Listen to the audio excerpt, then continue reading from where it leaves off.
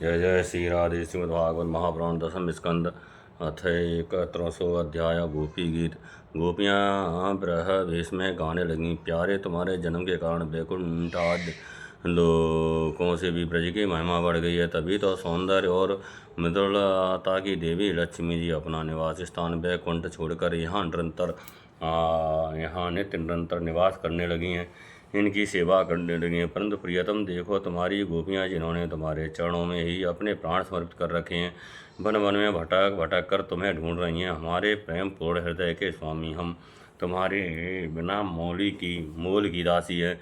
तुम सर्तकालीन जलाशय में सुंदर से सुंदर सर जिसकी कर्णिका के सौंदर्य को चुराने वाले नेत्रों से हमें घायल कर चुके हो। हमारे मनोरथ पूर्ण करने वाले प्राणेश्वर, क्या नेत्रों से मारना बद नहीं है? अस्त्रों से हत्या करना ही वध है। पुरुष श्रोमणे यमुना जी के विषेले जल से होने वाली मृत अजगर के रूप में खाने वाले अघासुर, इंद्र की वर्षा आंधी बिजली दावानल वृषभासुर और व्योमासुर आदि से एवं भिन्न भिन्न अवसरों पर सब प्रकार के भयों से तुमने बार बार हम लोगों की रक्षा की है। तुम केवल यशोदानंदन ही नहीं हो, समस्त शरीरधारियों के हृदय में रहने वाले उनके साक्षी हो, अंतर्यामी हो। सखी ब्रह्मा जी की प्रार्थना से विश्व की रक्षा करने के लिए ये तुम यदुवंश में अवतीर्ण हुए हो।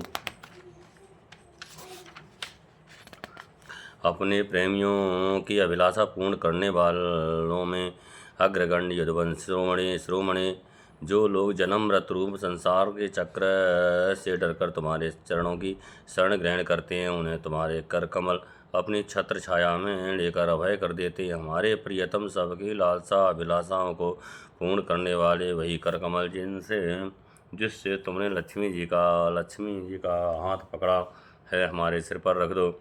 ब्रजवासियों के दुख दूर करने वाले वीर शिरोमणि श्याम सुंदर, तुम्हारी मंद मंद मुस्कान की एक उज्ज्वल रेखा ही तुम्हारे प्रेमी जनों के सारे मान मद को चूर कूर कर देने के लिए पर्याप्त है। हमारे प्यारे सखा, हमसे रू उठो मत, प्रेम करो, हम तो तुम्हारी दासी हैं, तुम्हारे चरणों पर निछावर हैं। हम अबलाओं को अपना वह परम सुंदर सांवला मुख कमल दिखलाओ। तुम्हारे चरण कमल शरणागत प्राणियों के सारे पापों को नष्ट कर देते हैं। वे समस्त सौंदर्य माधुर्य की खान हैं और स्वयं लक्ष्मी जी उनकी सेवा करती रहती हैं। तुम उन्हीं चरणों से हमारे बछड़ों के पीछे पीछे चलते हो और हमारे लिए उन्हें सांप के फड़ों तक पर रखने में भी तुमने संकोच नहीं किया। चलते और हमारे लिए उन्हें सांप के फड़ों तक पर रखने में तुमने संकोच नहीं किया। हमारा हृदय तुम्हारी ब्रह व्यथा की आग से जल रहा है। तुम्हारी मिलने की आकांक्षा हमें सता रही है। तुम अपने बेही चरण हमारे वक्ष स्थल पर रखकर हमारे हृदय की ज्वाला को शांत कर दो। कमल नयन, तुम्हारी वाणी कितनी सुंदर है, मधुर है। उसका एक एक पद, एक एक शब्द, एक एक अक्षर मधुर है। बड़े बड़े विद्वान उसमें रम जाते हैं, उस पर अपना सर्वस्व न्यौछावर कर देते हैं। तुम्हारी उसी वाणी का रसास्वादन करके तुम्हारी आज्ञाकारिणी दासी गोपियाँ मोहित हो रही हैं। दानवीर, अब तुम अपना दिव्य अमृत से भी मधुर अथर रस पिलाकर हमें जीवन दान दो, छका दो।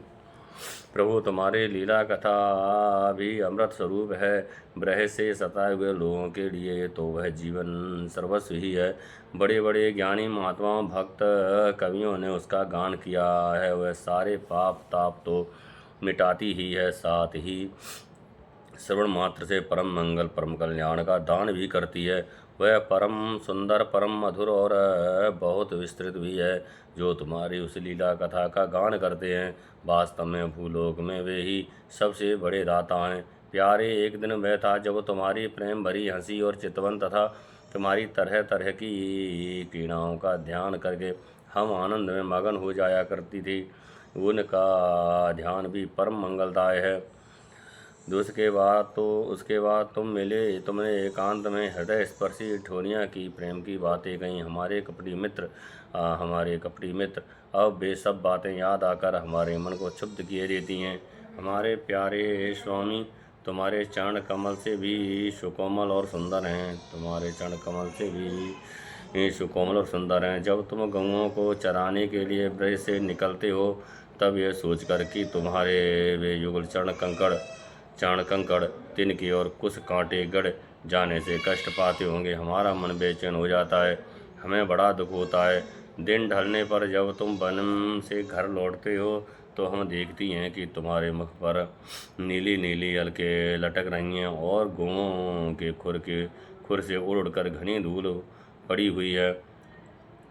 हमारे वीर प्रियतम, तुम अपना वह सौंदर्य हमें दिखा दिखाकर हमारे हृदय में मिलने की आकांक्षा प्रेम उत्पन्न करते हो। प्रियतम, एकमात्र तुम ही हमारे सारे दुखों को मिटाने वाले हो। तुम्हारे चरण कमल शरणागत भक्तों की समस्त अभिलाषाओं को पूर्ण करने वाले हैं। स्वयं लक्ष्मी जी उनकी सेवा करती हैं और पृथ्वी के तो वे भूषण ही हैं। आपत्ति के समय एकमात्र उन्हीं का चिंतन करना उचित है, जिससे सारी आपत्तियां कट जाती हैं। कुंज विहारी, तुम अपने वे परम कल्याण स्वरूप चरण कमल हमारे वक्ष स्थल पर रखकर हृदय की व्यथा शांत कर दो। वीर शिरोमणि, तुम्हारा अतरामृत मिलने के सुख को आकांक्षा को बढ़ाने वाला है। वह ब्रह जन समस्त शोक संताप को नष्ट कर देता है। यह गाने वाली बांसुरी भली भांत उसे चूमती रहती है। जिन्होंने एक बार उसे पी लिया उन लोगों को फिर दूसरों की आसक्तियों का स्मरण भी नहीं होता। हमारे वीर, अपना ही अधरामृत हमें वितरण करो, पिलाओ। प्यारे, दिन के समय जब तुम वन में विहार करने के लिए चले जाते हो तब तुम्हें देखे बिना हमारे लिए एक एक क्षण युग के समान हो जाता है। और जब तुम संध्या के समय लौटते हो तथा घुंघराली अलकों से युक्त तुम्हारा परम सुंदर मुखारविंद हम देखती हैं, उस समय पलकों का गिरना हमारे लिए भार हो जाता है और ऐसा जान पड़ता है कि इन नेत्रों की पलकों को बनाने वाला विधाता मूर्ख है। प्यारे श्याम सुंदर, हम अपने पति पुत्र भाई बंधु और कुल परिवार का त्याग कर उनकी इच्छा और आज्ञाओं का उल्लंघन करके तुम्हारे पास आई हैं। हम तुम्हारी एक एक चाल जानती हैं, संकेत समझती हैं और तुम्हारे मधुर गान की गति समझकर उसी से मोहित होकर यहाँ आई हैं। कपटी, इस प्रकार रात्रि के समय आई हुई युवतियों को तुम्हारे सिवा और कौन छेड़ सकता है। प्यारे, एकांत में तुम मिलन की आकांक्षा प्रेम भावों को जगाने वाली बातें करते थे। ठिठोली करके हमें छेड़ते थे। तुम प्रेम भरी चितवन से हमारी ओर देखकर मुस्कुरा देते थे और हम देखती थी तुम्हारा वह विशाल वक्ष स्थल जिस पर लक्ष्मी जी निरंतर निवास करती हैं। तब से अब तक निरंतर हमारी लालसा बढ़ती ही जा रही है और हमारा मन अधिक मुग्ध होता जा रहा है। प्यारे, तुम्हारी ये अभिव्यक्ति ब्रज वनवासियों के संपूर्ण दुख ताप को नष्ट करने वाली और विश्व का पूर्ण मंगल करने के लिए है।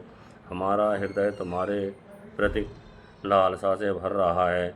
उसे थोड़ी सी ऐसी औसत दो जो तुम्हारे निज जनों के हृदय रोग को सर्वथा निर्मूल कर दे।